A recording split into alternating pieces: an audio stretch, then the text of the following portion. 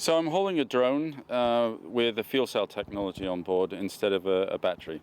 So we've integrated the fuel cells to give an extended flight time over and above traditional batteries.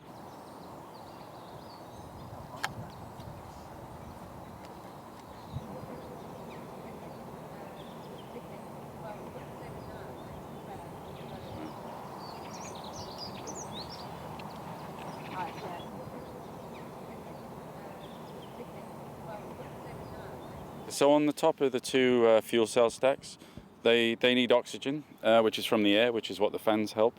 And underneath is the hydrogen. So the hydrogen and the oxygen run across the fuel cell plates and produce electricity.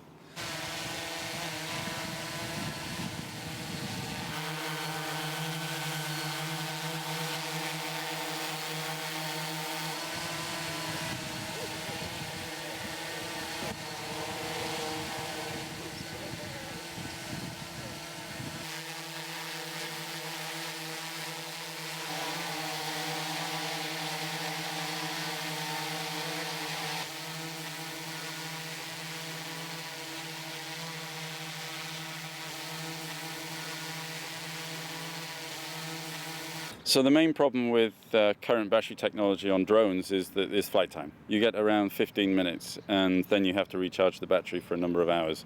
And with fuel cell technology that we now have put on board, the flight times are significantly increased up to between an hour and 2 hours, and no need to recharge the battery.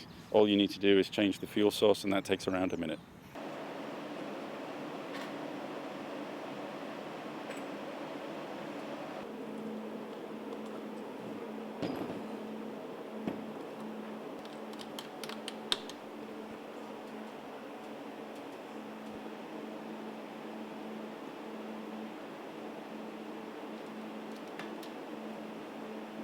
Drones are potentially a very good use for hydrogen. In most cases, using a fuel cell on hydrogen is going to be more complicated, more difficult than using a battery.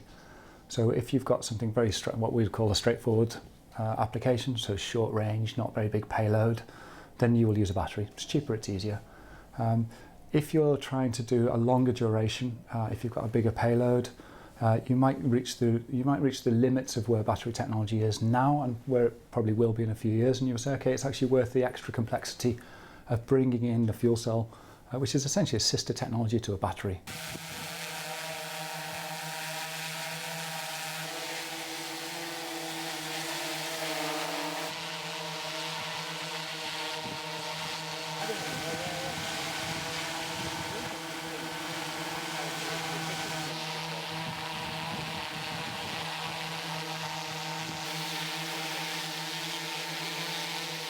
Essentially, hydrogen is no more or no less dangerous than a whole load of other things we use every day.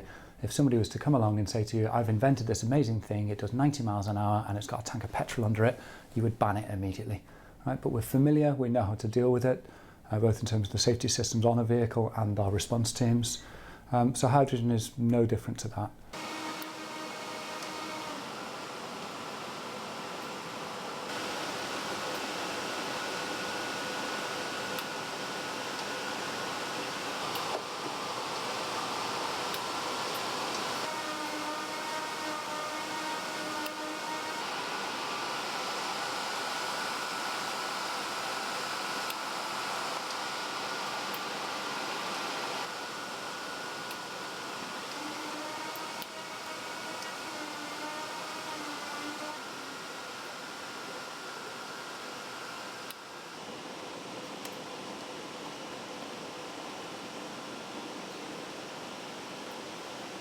It's starting now to hit the market in different areas.